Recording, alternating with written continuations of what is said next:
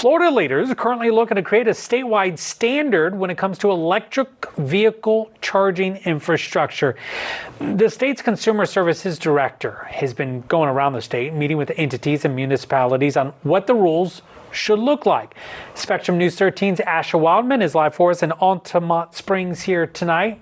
So Asher, a lot of officials coming together here and again, trying to get some clear guidance on this.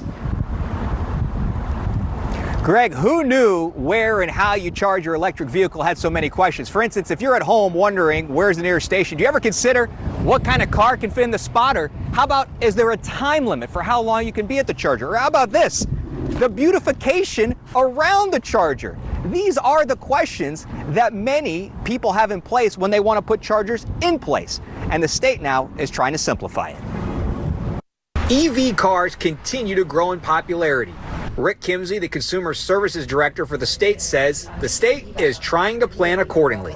We are definitely looking at the scale that's coming with EV and looking at the resources that are going to be necessary. According to the Environmental Defense Fund, Florida is behind only California when it comes to the total number of registered electric vehicles.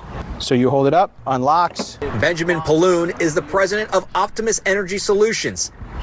He sells EV charging stations and says with 250,000 EV cars in the state so far, the need for charging stations will only grow. I don't think it's about the future because it's today. I mean, 12% of vehicles sold today in Florida are electric vehicles. Over the past 7 years, Pauluhn says his business has doubled each year.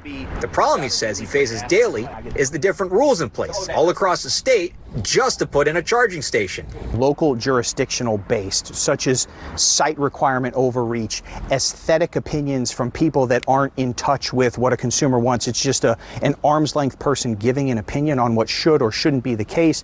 But he does believe there should be some rules in common law to keep consumers and businesses safe, which are already in place. Every one of these we have to put into National Electric Code, which is, on the safety side. We have to comply with fire safety, in particular when we're in structures, parking structures, condominiums, etc.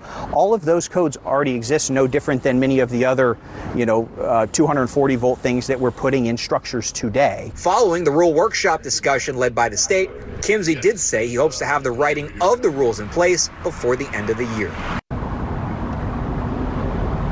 And just to show you how something so simple like putting a charger in the ground can be, Pauluhn tells me that in some parts of the state, it can take as little as 2 weeks. But in some parts, especially down in South Florida, can take up to 2 years. I'm live in Altamont Springs tonight. Asher Wildman, Spectrum News.